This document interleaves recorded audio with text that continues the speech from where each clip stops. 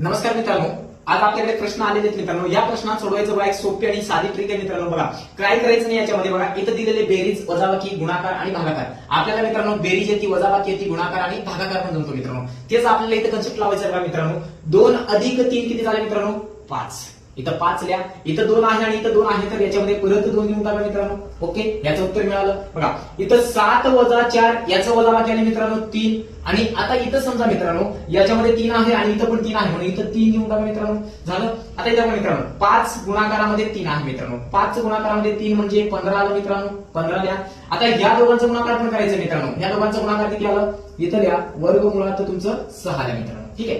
आता इथं आहे मित्रांनो, इथं भागाकार असल्यामुळे इथं काय करायचं? या दोघांचं भागाकार करायचं आहे मित्रांनो. 3 1 3, 3 त्रिक 9. इथं किती आलं मित्रांनो? 3. आता याच्यामध्ये पण सेम असंच बे 1 बे 3 6. इथं या मित्रांनो बे 3 6 म्हणजे इथं आलं